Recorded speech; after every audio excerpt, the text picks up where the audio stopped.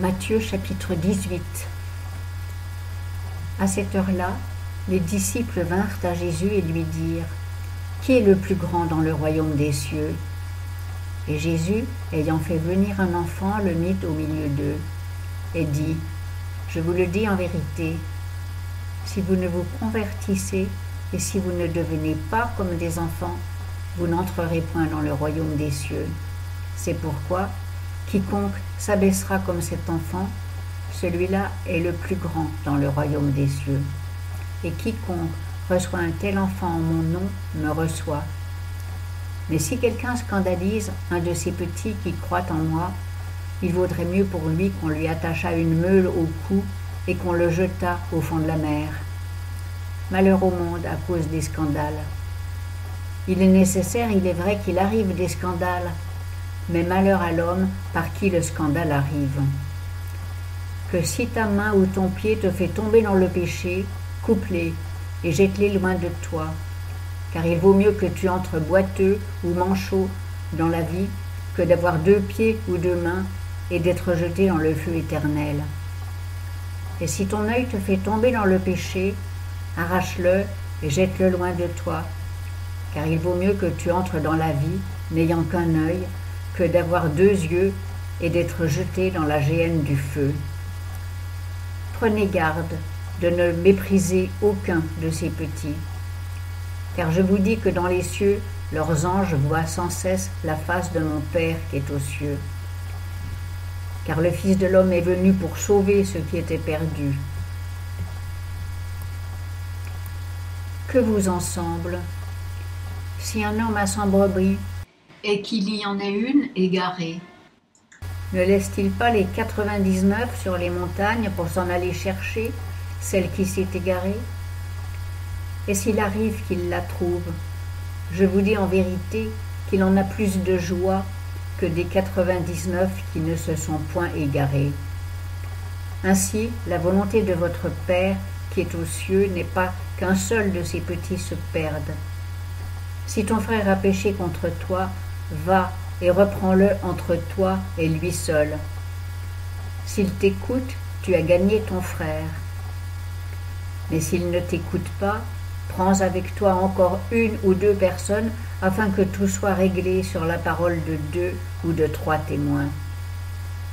Que s'il ne daigne pas les écouter, dis-le à l'Église. Et s'il ne daigne pas écouter l'Église, regarde-le comme un païen et un péager.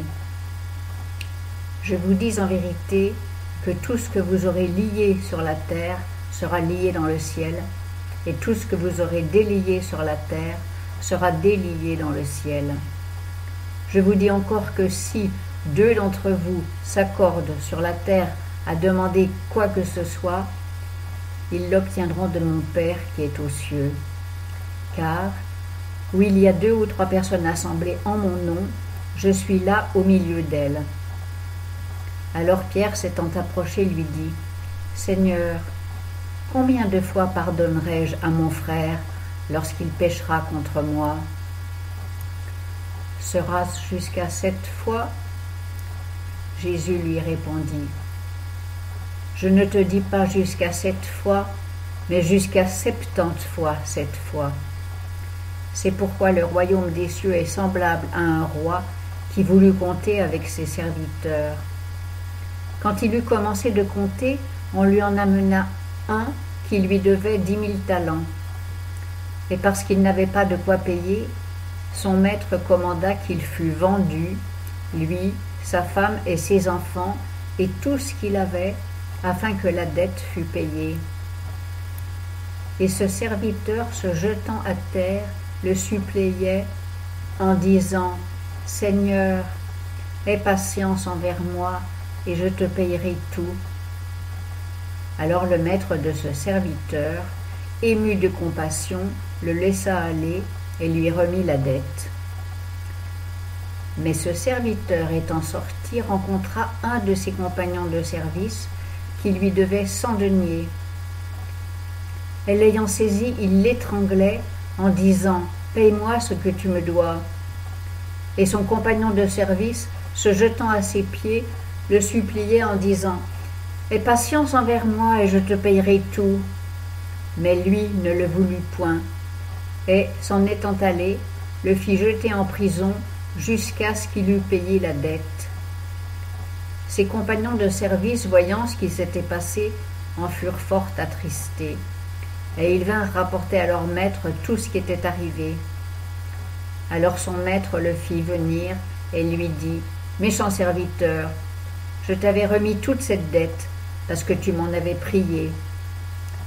Ne te fallait-il pas aussi avoir pitié de ton compagnon de service, comme j'avais eu pitié de toi ?»